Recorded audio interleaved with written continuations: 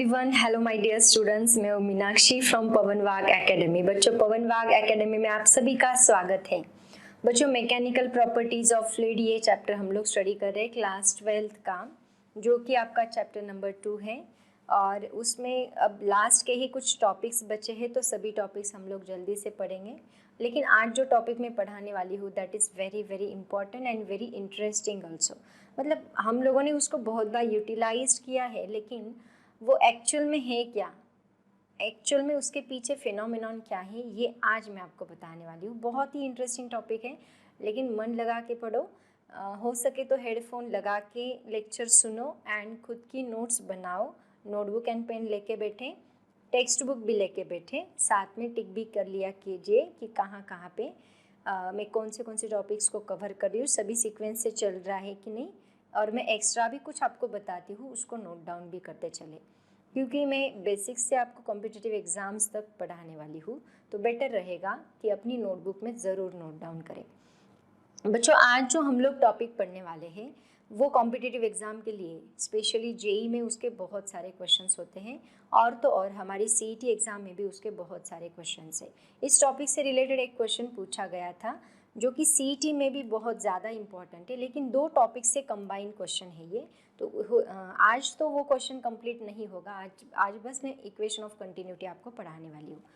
तो बच्चों, without wasting time I think we should start the today's lecture. बच्चों, पवन वाग एकेडमी का ऐप भी है, उसको ज़रूर डाउनलोड करें। उसमें सभी वीडियोस आपको मिल जाएंगे, नोट्स मिल जाएंगे, एंड आपको क्वेश्चन पेपर्स, डीपीपी वगैरह सब कुछ आपको मिल जाएगा। तो वीडियो ज़रूर डाउनलोड करें, है ना, ऐप ज़रूर डाउनलोड करें। तो बच्चों, ये देखो आज का हमारा टॉपिक है टॉपिक 2.8 इक्वेशन ऑफ कंटिन्यूटी। आपको यहाँ पे पिक्चर दिख रहा है। आप सोच रहे होंगे मैम ने ये यहाँ पे ऐसे क्या डाला है, लेकिन मैं आपको बता देती हूँ, इसके पीछे बहुत ही इंटरेस्टिंग फिनोमिनन है। देखो बच्चों, गार्डन में अभी आपको ये ड्राइंग से तो पता चल गया होगा, जो फोटो मैंने डाली है, इमेज मैंने डाली है, तो उससे आपको पता चल गया होगा कि हम लोग क्या करें एग्जैक्टली। गार्डन में पानी डाल रहे हैं ना। तो बच्चों, जो हमारे गार्डन में हम लोग पानी डालते हैं, मान लो यहीं पे पौधा है, मतलब जहाँ पे हम लोग खड़े हैं वहाँ पे ही पौधा है, तो हम क्या करते हैं, जो हमारे हाथ में ट्यूब होता है उस ट्यूब को हम लोग ऐसे ही पकड़ के उसमें पानी डालते हैं, है ना। लेकिन मान लो मुझे दूर का पौधा है, वहाँ पे पानी डालना है, तो मैं क्या करती हूँ, यहाँ पे जो ट्यूब है उस ट्यूब को हम लोग ऐसे पकड़ते हैं।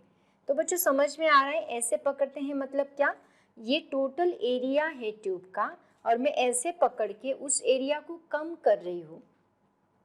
लेकिन जैसे ही मैं एरिया को कम करती हूँ बच्चों, तो क्या होता है, देखो बहुत ही इंटरेस्टिंग। अगर मैं यहाँ का पौधा है, यहाँ पे ही पानी डालना है, तो मैं जब यहाँ पे एरिया बड़ा रखूँगी तो उस वक्त पानी का स्पीड कम होगा, राइट। पानी का जो स्पीड है वो उस वक्त कम रहेगा, क्योंकि यहाँ पे ही पानी गिरता है। लेकिन जैसे ही मैं इसको ऐसे पकड़ूंगी तो उसका एरिया कम हो जाएगा, और एरिया जैसे ही कम होगा उस पानी का स्पीड बढ़ जाएगा, और दूर का पौधा वहाँ पे इजीली पानी जाएगा, है ना। मतलब जब हम एरिया कम करते हैं तो स्पीड बढ़ता है, जब हम एरिया बढ़ाते हैं तो स्पीड कम होता है। यहाँ पे वही तो हुआ है। इन्होंने क्या किया, देखो एरिया कम कर दिया, एरिया कम करने की वजह से पानी दूर तक चला गया, मतलब पानी का स्पीड बढ़ गया है। लेकिन अगर मैं इसको छोड़ दूँ ट्यूब को, तो वहाँ पे नीचे ही पानी गिरेगा, उसका स्पीड बहुत कम होगा।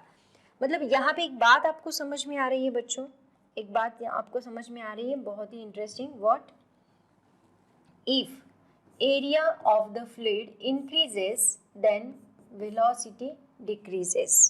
जब एरिया इंक्रीज होता है तो उस वक्त वेलोसिटी क्या होती है, डिक्रीज होती है ना। That means speed decreases, right. And if area of the tube decreases, उस वक्त स्पीड क्या होता है, इंक्रीज होता है। और इसी को क्या कहते हैं बच्चों, this is nothing but the phenomenon of continuity. और उसी से हम लोग पे क्या पढ़ने वाले हैं, इक्वेशन ऑफ कंटिन्यूटी। तो इससे हमें पता ये चलता है कि एरिया जो है that is inversely proportional to velocity है, मतलब स्पीड ऑफ द लिक्विड है। If velocity increases area decreases, velocity decreases area increases, that means we can conclude here A is equal to, we have to take one constant into 1 upon V। तो V को जब मैं इधर shift कर दूँ तो A into V is equal to क्या बनेगा, कांस्टेंट बनेगा और इसी को हम लोग बोल सकते हैं A1V1 is equal to A2V2। तो इन दोनों को हम लोग इक्वेट कर सकते हैं, A1V1 is equal to A2V2 and that is equal to constant always. ये हमेशा क्या रहेगा, कांस्टेंट रहेगा। और इसी को हम लोग बोलते हैं बच्चों equation of continuity. This is nothing but the equation of continuity. ये हमारा इक्वेशन ऑफ कंटिन्यूटी है। और आपको मैं बताऊँ ये किसके ऊपर बेस्ड करता है, ये जो इक्वेशन ऑफ कंटिन्यूटी है इट इज बेस्ड ऑन, किसके ऊपर बेस्ड कर रहा है, it is based on conservation of mass, based on conservation of mass, mass के ऊपर बेस्ड कर रहा है equation of continuity. Okay, so it is very very important students. और as per the entrance exam के एस्पेक्ट से ये बहुत ही ज़्यादा इंपॉर्टेंट है, तो इसको ज़रूर पढ़े और अच्छे से पढ़े। अभी इसका इक्वेशन ऑफ कंटिन्यूटी का ये क्या है, स्टेटमेंट क्या है, देखो इसके ऊपर क्वेश्चन पूछा जाता है, state equation of continuity, give explanation for the same. तो इसका डेरिवेशन भी है बच्चों, मतलब A1V1 is equal to A2V2 को प्रूव करो, ऐसे भी पूछा जाता है। तो इक्वेशन ऑफ कंटिन्यूटी देखो, इसका एक्चुअल में स्टेटमेंट क्या है, स्टेटमेंट क्या है इसके प्रिंसिपल का, the volume rate of flow of any incompressible fluid for a steady flow is the same throughout the flow. मतलब क्या, देखो इसका मीनिंग मैं आपको बताती हूँ। ये तो मैंने आपको बता ही दिया कि AV इज इक्वल टू क्या होता है, कांस्टेंट होता है, ये तो हम लोग पढ़ गए। लेकिन यहाँ पे उन्होंने क्या स्टेटमेंट दिया है बच्चों, volume rate of flow. Volume rate of flow का मतलब क्या होता है कि dV/dt, मतलब change in volume with respect to time, change in volume with respect to time, ये हमेशा क्या रहेगा, इट इज ऑलवेज कांस्टेंट, ये हमेशा कांस्टेंट ही रहेगा। लेकिन बच्चों अभी आप लोग बोलोगे मैम अभी तो आपने AV बताया, अभी dV/dt कहाँ से लेके आए, पता होना चाहिए कहाँ से आया। देखो ये क्या है, एरिया, एंड V मतलब क्या होता है, स्पीड। बच्चों स्पीड को हम लोग क्या लिखते हैं, change in displacement, change in displacement, या फिर डिस्टेंस बोलो, change in distance divide by change in time होता है, change in displacement divide by change in time होता है ना।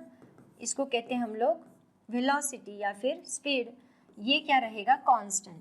अब मैं इसको कैसे लिखती हूँ, देखो एरिया, एरिया मतलब क्या, length into breadth into change in distance की जगह पे मैं हाइट लिख दूँ, कोई प्रॉब्लम नहीं। एंड चेंज इन टाइम को हम लोग क्या लिखते हैं, dt is always equal to constant. Okay, so length into breadth into height मतलब क्या होता है, volume, change in volume divide by change in time is always equal to constant. Okay, तो इसी को कहा जाता है बच्चों rate of volume rate of flow of any incompressible fluid is equal for steady flow is always the same throughout the flow. मतलब हमेशा अगर मैं इसको वॉल्यूम रेट, इसे निकलने वाला जो पानी रहेगा, मतलब अगर मैं एरिया बढ़ा दूँ तो उस टाइम के लिए जितना वाटर बाहर निकलने वाला है उतना एरिया कम कर दूँ तो उतने टाइम में उतना ही वाटर बाहर निकलेगा, क्योंकि स्पीड बढ़ गया। अभी जब मैंने एरिया बढ़ा दिया था तो स्पीड कम था, तो जितना पानी तब निकलेगा 1 सेकेंड में, उतना ही पानी अगर मैं एरिया छोटा कर दूँ तो स्पीड बढ़ने की वजह से उतना ही पानी बाहर निकलेगा। मतलब इनिशियल जो पानी का बाहर निकलने वाले पानी का मास था वो फाइनल में भी सेम ही रहेगा।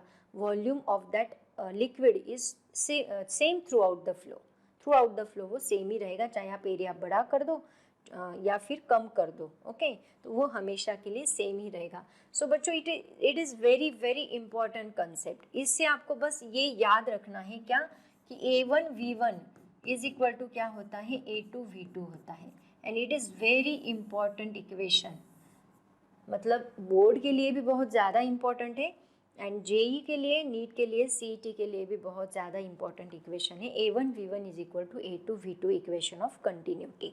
ठीक है, तो बच्चों लेकिन ये आया कहाँ से, फिजिक्स को तो प्रूफ चाहिए है ना, फिजिक्स को प्रूफ चाहिए क्योंकि हर एक इक्वेशन का हमें प्रूफ देना ही पड़ता है। तो ये आया कहाँ से, इसीलिए हम लोग अभी इसका एक्सप्रेशन देखने वाले हैं। तो एक्सप्रेशन बहुत ही सिंपल है, बस आप थोड़ा सा ध्यान दो। यहाँ पे मैं एक्सप्रेशन बताने जा रही हूँ, उसके लिए मैं एक डायग्राम आपको बताएंगे। देखो हम लोग क्या करेंगे, एक ट्यूब यहाँ पे लेते हैं जिसका वेरिएबल एरिया है। मान लो ऐसी ट्यूब है, ये एक ऐसी ट्यूब है, इस ट्यूब का एरिया जो है दैट इज़ वेरिएबल। तो मैंने यहाँ पे एक ट्यूब ली है जिसका एरिया वेरिएबल है। तो मान लो मैंने यहाँ पे एरिया लिया इतना सा, दिस इज एरिया A1। तो यहाँ से फ्लूइड अंदर जा रहा है, यहाँ से फ्लूइड अंदर जा रहा है, उसकी वेलोसिटी मान लो V1 है, वेलोसिटी चेंज हो रही है।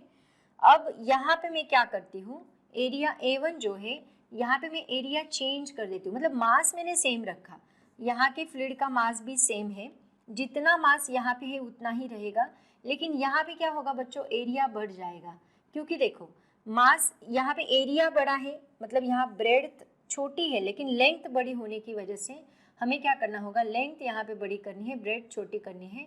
तो A2 एरिया चेंज होगा, लेकिन यहाँ पे मैं मास उतना ही लेती हूँ, जितना मास यहाँ पे है उतना ही मास मैंने यहाँ पे लिया है।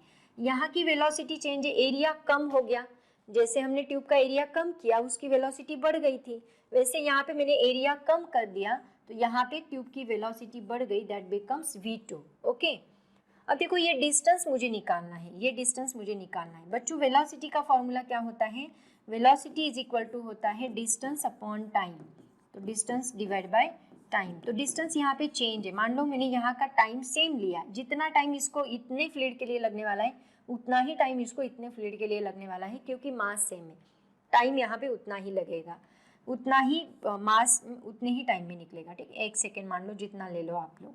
तो डिस्टेंस कितना बनेगा, डिस्टेंस इज इक्वल टू हम लोग लेंगे velocity into change in time, जिसको हम लोग डेल्टा टी लेने वाले हैं। तो बच्चों यहाँ पे वेलोसिटी कितनी है V1, तो ये डिस्टेंस कितना बनेगा V इंटू डेल्टा टी, मतलब V1 इंटू डेल्टा टी बनेगा। सिमिलरली यहाँ पे वेलोसिटी कितनी है V2, तो ये डिस्टेंस बच्चों कितना बनेगा, that is V2 into delta T बनेगा। ठीक है, हो गया डिस्टेंस, डिस्टेंस हमने यहाँ पे ले लिया।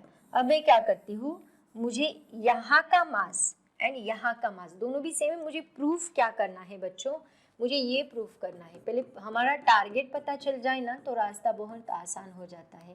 टारगेट हमारा ये है, अब रास्ता पता करना है। देखो क्या है, A1 V1 is equal to A2 V2, यहाँ तक हमें जाना है। तो बच्चों यहाँ का मास और यहाँ का मास, दोनों का मास तो यहाँ पे सेम है, मतलब mass at A1, mass at A1 is equal to क्या है, मास एट A2, दोनों का मास यहाँ पे सेम है, mass at A1 is equal to mass at A2। बच्चों मास का फॉर्मूला क्या होता है, देखो डेंसिटी के फॉर्मूले के ऊपर से हम लोग मास का फॉर्मूला लिखेंगे। डेंसिटी इज इक्वल टू होता है mass per unit volume, mass divide by volume. तो यहाँ मास का फॉर्मूला मुझे क्या मिलेगा, मास इज इक्वल टू मिलेगा डेंसिटी इंटू वॉल्यूम, डेंसिटी को हम लोग रो से डिनोट करते हैं, इंटू वॉल्यूम मिलेगा। तो मैं यहाँ पे लिखती हूँ मास की जगह पे क्या, mass is equal to density, मतलब रो इंटू वॉल्यूम। डेंसिटी तो सेम रहेगी क्योंकि फ्लूइड तो सेम है, throughout the fluid same है, मतलब डेंसिटी उसकी सेम रहेगी। तो मैं यहाँ पे लिखती हूँ रो इंटू वॉल्यूम, V1 लेते हैं हम लोग यहाँ का, और यहाँ पे मैं लिखती हूँ is equal to rho into volume V2 लेते हैं। मतलब बच्चों यहाँ पे अभी मैं, मुझे rho one volume V1 and volume V2 मुझे यहाँ पे निकालना है। इसको मैं रफ करूँ, सभी फॉर्मूलेज है ना जो कहाँ से आए ये मैं बताने वाली हूँ, इसको साइड में नोट डाउन करते चले। डेरिवेशन में नहीं लिखा तो भी चलेगा, आपके टेक्स्ट बुक में डायरेक्टली डेरिवेशन दिया है, डायरेक्टली फॉर्मूलेज पुट किए, तो आपको पता होना चाहिए कौन सा फॉर्मूला कहाँ से आया। अब लेते हैं वॉल्यूम, वॉल्यूम निकालना पड़ेगा मुझे। तो volume at A1, volume at A1 is equal to क्या आएगा, देखो volume at A1 is equal to, volume का फॉर्मूला क्या होता है, length into breadth into height. Okay, तो यहाँ पे लेंथ इंटू ब्रेड्थ मतलब क्या है, area, area A1 into height क्या है यहाँ पे dx। ओके, तो मैं लिखती हूँ dx1। ओके, तो dx1 कितना है बच्चों, देखो यहाँ पे V1 इंटू डेल्टा टी, तो मैं यहाँ पे लिखती हूँ volume at 1 is equal to A1 into V1 into delta t. Okay, then हम लोग लिखते हैं अभी volume A2, volume at A2, volume at A2 is equal to A2 into dx2, तो dx2 कितना है यहाँ पे V2 इंटू डेल्टा टी, तो मैं यहाँ पे लिखती हूँ A2 into V2 into delta T. लेकिन हमें पता है कि यहाँ वॉल्यूम अभी यहाँ पे पुट कर दो, चलो इस इक्वेशन में इसको नाम दे देते हैं इक्वेशन नंबर 1। तो इक्वेशन 1 में हम लोग पुट कर देते हैं, put in equation 1, put in equation 1। Equation 1 में अगर पुट किया तो क्या मिलेगा, देखो रो इंटू V1, V1 कितना है A1 V1 into delta t is equal to rho into A2 V2 into delta t. तो रो यहाँ पे कैंसिल होगा, डेल्टा टी यहाँ पे कैंसिल होगा, बचता क्या है देखो A1V1 is equal to A2V2। बस इतना सिंपल प्रूफ था बच्चों। A1V1 is equal to A2V2 is always equal to constant. ये हमेशा क्या रहेगा, कांस्टेंट रहेगा। A1V1 is equal to A2V2। इसी से हम लोग क्या लिखते हैं, A into V is equal to constant always. तो यहाँ पे एरिया इंटू V मतलब स्पीड, ओके। तो यहाँ पे हम लोग इसको ऐसे भी लिख सकते हैं जैसे मैंने आपको बताया कैसे आता है, dV/dt is equal to constant. इसी को कहा जाता है वॉल्यूम रेट ऑफ फ्लो। बच्चों और एक नाम है इसका, दिस dV/dt को और एक नाम से जानते हैं, उसको कहा जाता है वॉल्यूम फ्लक्स। इसका क्या नाम है, वॉल्यूम फ्लक्स। तो आप इसको वॉल्यूम फ्लक्स भी बोल सकते हैं एंड या फिर वॉल्यूम रेट ऑफ फ्लो भी बोल सकते हैं। तो ऐसे हम लोग इसका प्रूफ निकालेंगे बच्चों। जल्दी से इसका स्क्रीनशॉट निकालो और ये एग्जाम में ऐसे ही आपको लिखना है, बहुत सिंपल है। डायग्रामेटिकल एक्सप्रेशन वगैरह सब कुछ आपको दिखाना है, ठीक है। तो चलते हैं नेक्स्ट क्वेश्चन की तरफ। अब देखो यहाँ पे इन्होंने पूछा है, क्या पूछा है, ये स्टार करो, आपके एक्सरसाइज में सवाल पूछा गया है। ये क्वेश्चन क्या है देखो, why does velocity increase when water flowing in a broader pipe enters a narrow pipe?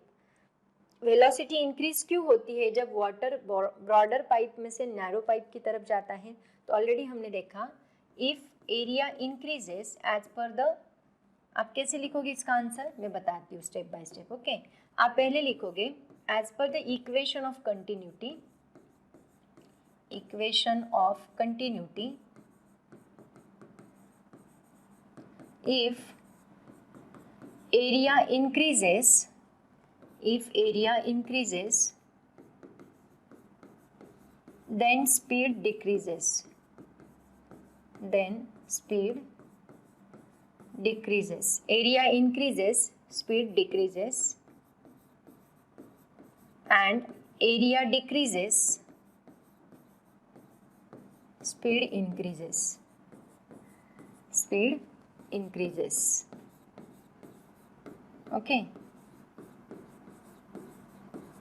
That means A is inversely proportional to speed, therefore A is equal to constant into 1 upon V, so A into V is equal to constant हम लोग बोलेंगे। That means area increases when water flowing in a broader pipe enters a narrow pipe। इसकी वजह से यहाँ पे area speed क्या होता है, इंक्रीज होता है when it flows from the narrow pipe, okay. ऐसे आप लोग इसका आंसर लिख सकते हैं। तो बहुत सिंपल है बच्चों, ये भी क्वेश्चन का आंसर आप इजीली उसको लिख सकते हैं, ठीक है। उसके बाद देखो बच्चों नेक्स्ट क्या है। अब यहाँ पे ये थोड़ा अलग टाइप का क्वेश्चन यहाँ पे पूछा है। एक्चुअली ये आपके टेक्स्ट बुक में नहीं है बट एनसीईआरटी में आपको मिल जाएगा। एनसीईआरटी में है ये क्वेश्चन वैसे एनसीईआरटी में नहीं, लेकिन मैंने आपको क्या बताया कि कंजर्वेशन ऑफ मास, यहाँ पे इक्वेशन ऑफ कंटिन्यूटी किसके ऊपर बेस्ड है, कंजर्वेशन ऑफ मास के ऊपर बेस्ड है। तो ये कंजर्वेशन ऑफ मास के ऊपर कैसे बेस्ड है ये मैं आपको बताने वाली हूँ। तो उसी से रिलेटेड क्वेश्चन है, देखो क्या, obtain an expression for conservation of mass starting from the equation of continuity. कि मास कंजर्व हो रहा है, इसका मतलब क्या बच्चों, मास कंजर्व हो रहा है, इसका मीनिंग क्या है, देखो मैं आपको बताती हूँ कि dm divide by dt change in mass with respect to time क्या आना चाहिए, कांस्टेंट आना चाहिए। ये क्या आना चाहिए, कांस्टेंट आना चाहिए, तभी हम लोग बोल सकते हैं कि मास यहाँ पे कंजर्व हो रहा है। तो इसको हमें प्रूव करने के लिए उन्होंने बोला है। तो यूजिंग इक्वेशन ऑफ कंटिन्यूटी हम लोग इसको प्रूव करेंगे। देखो कैसे, according to equation of continuity, according to equation of continuity क्या कहता है, इक्वेशन ऑफ कंटिन्यूटी क्या कहता है, देखो कि A1V1 इज इक्वल टू क्या है, A1V1 इज इक्वल टू क्या है, A2V2, राइट। इसका मतलब A into V is equal to क्या है, constant. A into V is equal to constant. तो बच्चों यहाँ पे V का मतलब क्या होता है, V मतलब क्या, change in displacement with respect to change in time हम लोग बोल सकते हैं। Change in displacement with respect to change in time, dx by dt, ये उसका मीनिंग है वेलोसिटी का, राइट ना। तो मैं इसकी जगह पे मतलब ये v की जगह पे मैं dx/dt पुट करती हूँ, तो देखो क्या आएगा, a इंटू v की जगह पे हम लोग लिखेंगे dx/dt। बच्चों ये आपने नहीं किया ना तो भी चलेगा, कोई प्रॉब्लम नहीं है वैसे, लेकिन डिटेल में नॉलेज देने की मुझे आदत है, मैं डिटेल में बताती रहती हूँ, स्टूडेंट को एक्स्ट्रा नॉलेज देती रहती हूँ, लेकिन ये आपने नहीं किया तो भी चलता है। Okay, is equal to constant. तो बच्चों देखो यहाँ पे ये a इंटू डी एक्स जो है, a into d x is equal to क्या होता है आपको पता है, एरिया इंटू हाइट हो गया ना, तो ये वॉल्यूम होगा। वॉल्यूम को हम लोग क्या बोलेंगे, चेंज इन वॉल्यूम है actually, this is change in volume. इसका मतलब क्या, इसी को हम लोग dv बोलते हैं, है ना। तो इसकी जगह पे मैं dv पुट करूँगी, dv, इसकी जगह पे मैं dv पुट करूँगी, dv/dt इज इक्वल टू मुझे क्या मिलेगा, कांस्टेंट मिलेगा। आया समझ में, dv/dt is equal to constant. Okay, तो ये भी इक्वेशन ऑफ कंटिन्यूटी है कहता है। तो यहाँ पे देखो अभी मुझे मास कांस्टेंट है ऐसे दिखाना है, तो हमें पता है मास का फॉर्मूला क्या होता है, mass passing through the fluid, sir mass passing through the fluid, just check it, passing through the fluid, passing through the pipe बोलो या फिर passing through the pipe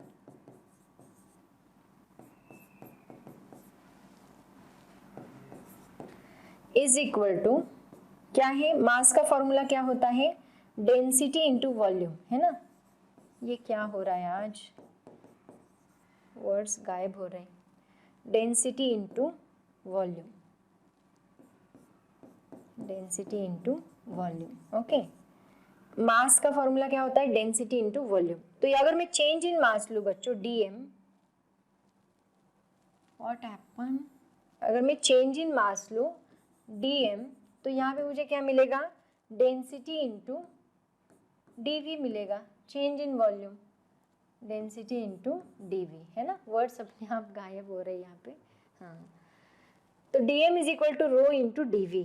तो यहाँ dv क्या है बच्चों, मैं क्या करती हूँ देखो, अब मैं थ्रू आउट द इक्वेशन है ना dt से डिवाइड कर लेती हूँ, तो dm divide by dt is equal to क्या है, is equal to rho into dv divide by dt, है ना।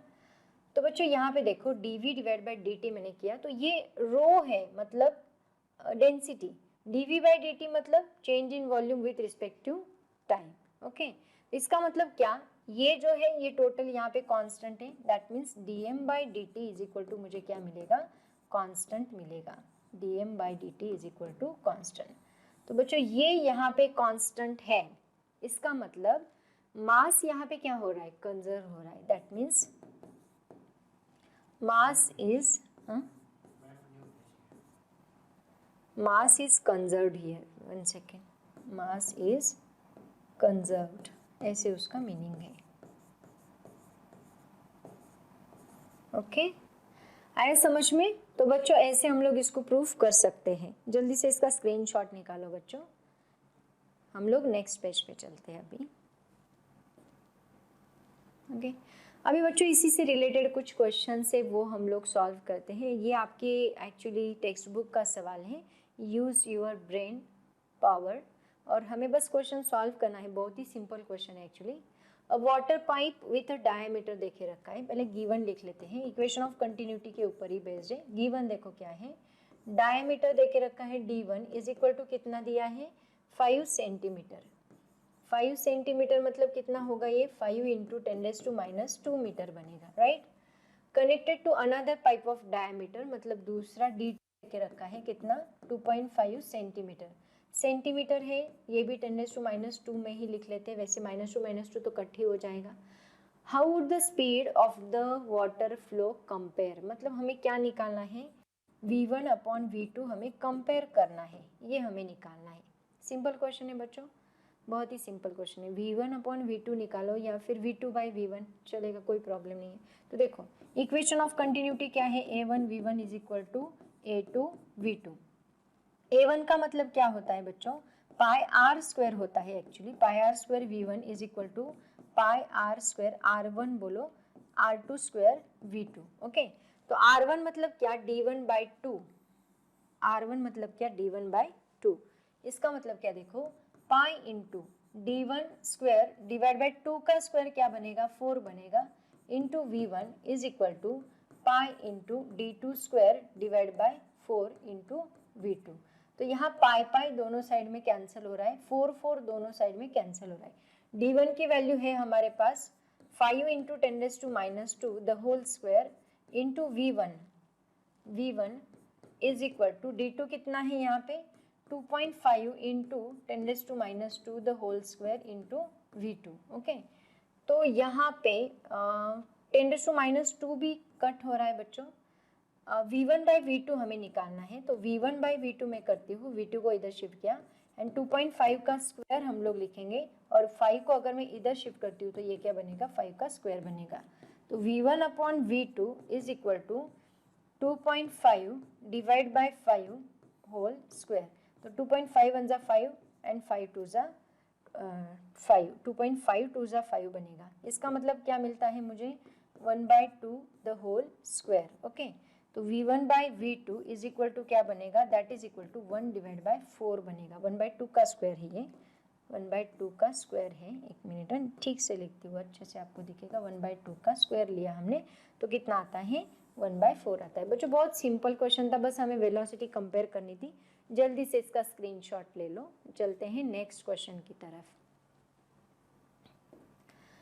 नेक्स्ट क्वेश्चन भी बहुत आसान है, आप लोग इसको इजीली सॉल्व कर सकते हैं। क्वेश्चन देखो क्या है, the speed of water is 2 metre per second. मतलब यहाँ पे v1 देके रखा है, देखो v1 लिख लेते हैं पहले। Given v1 is equal to कितना दिया है, 2 metre per second through a pipe of internal diameter 10 centimetre. मतलब d1 आपको देके रखा है 10 सेंटीमीटर। बच्चों दोनों अगर सेंटीमीटर में होगा ना तो सेंटीमीटर में रहने दो, कोई प्रॉब्लम नहीं। सेंटीमीटर सेकेंड निकालने के लिए बोला है, मतलब ये कितना बनेगा, 10 इंटू 10⁻² मीटर बनेगा d1। तो d1 इज इक्वल टू क्या बनेगा, यहाँ 1 है तो 1 - 2 मतलब -1 मिलता है मुझे, 10⁻⁻1 मीटर ये मुझे d1 मिला। Then what should be the internal diameter of nozzle, मतलब हमें d2 निकालना है। d2 is equal to what, if the speed of water at nozzle is v2 is equal to 4 metre per second. Okay, तो चलते हैं इसको solve करते हैं। हमें निकालना है d2, वही फॉर्मूला यूज करेंगे हम लोग। a1 v1 is equal to a2 v2। Okay, a1 मतलब क्या, pi d1 square divide by 4 into v1 is equal to pi d2 square divide by 4 into v2। तो पाई पाई यहाँ पे कैंसिल, 4 4 यहाँ पे cancel, d1 square into v1 is equal to d2 square into v2। तो यहाँ पे मुझे निकालना क्या है, d2 निकालना है। तो v2 को मैं इधर शिफ्ट करती हूँ, d2 square is equal to d1 square into v1 divide by v2 आएगा। तो d1 स्क्वायर मतलब d1 कितना है, 10⁻1 का स्क्वायर, -1 का स्क्वायर, v1 कितना है 2 इंटू 2 डिवाइड बाय v2 कितना है 4। तो 2 2 जा यहाँ पे 4 बनेगा, है ना। तो d2 square is equal to कितना मिलेगा, 10⁻2 डिवाइड बाय 2। तो इसका हम लोग स्क्वायर रूट ले लेते हैं। d2 निकालना है ना, d2 चाहिए यहाँ पे। तो d2 इज इक्वल टू कितना बनेगा, square root of 10⁻2 divide by square root of 2। तो 10⁻2 अगर मैं स्क्वायर रूट के बाहर ले लूँ तो मुझे मिलेगा 10⁻1 डिवाइड बाय √2 मतलब 1.414। ओके, ये मुझे वैल्यू मिलती है। तो d2 इज इक्वल टू, अगर हम इसको सॉल्व करें बच्चों तो इसका फाइनल आंसर देखो क्या मिलता है, 0.707। मतलब ये actually 1/1.414, I think log table use करके आपको करना होगा, इंटू 10⁻1 आएगा। तो इसको अगर सॉल्व किया तो कितना मिलता है, 0.707 इंटू 10⁻7, और एक डिजिट में राइट में शिफ्ट कर दूँ तो क्या बनेगा, 7.07। राइट में शिफ्ट किया मतलब 10⁻2 बनेगा। तो d2 हमें मिलता है 7.07 सेंटीमीटर। मतलब नोजल का जो डायमीटर रहेगा वो कितना रहेगा, 7.07 centimetre. Very simple question students, you can solve it easily. तो बच्चों इसका स्क्रीनशॉट निकालो जल्दी से। तो बच्चों ये था हमारा इक्वेशन ऑफ कंटिन्यूटी, जो कि बहुत ही सिंपल टॉपिक है। इस चैप्टर का, और बहुत ज़्यादा इंटरेस्टिंग भी है। और इसी के ऊपर बेस्ड हमारा नया इक्वेशन है, that is the Bernoulli's principle. तो बर्नौलीज प्रिंसिपल भी हम लोग देखने वाले, उसका भी डेरिवेशन हम लोग ज़रूर देखेंगे। उसका डेरिवेशन थोड़ा सा टफ है, तो ज़रूर देखें, मैं डिटेल में आपको एक्सप्लेन करूँगी, ठीक है। एंड देन हम लोग उसके एप्लीकेशन जब पढ़ेंगे तो इसको और उनके एप्लीकेशंस को कंबाइन करके क्वेश्चंस पूछे जाते हैं जेईई, नीट एंड सीईटी में, तो वो क्वेश्चंस भी मैं लेने वाली हूँ। तो टॉपिक अभी बस लास्ट टॉपिक बचा है बर्नौलीज प्रिंसिपल एंड उसके एप्लीकेशंस। 2-3 लेक्चर में ये टॉपिक ख़त्म होगा, देन हम लोग नया टॉपिक स्टार्ट करेंगे। तो आई थिंक आज हमें यहाँ पे रुकना चाहिए बच्चों। वीडियो एंड तक ज़रूर देखें और ये वीडियो अगर अच्छा लगे तो उसको लाइक करें, चैनल को सब्सक्राइब करें। All the very best, thank you so much and bye bye.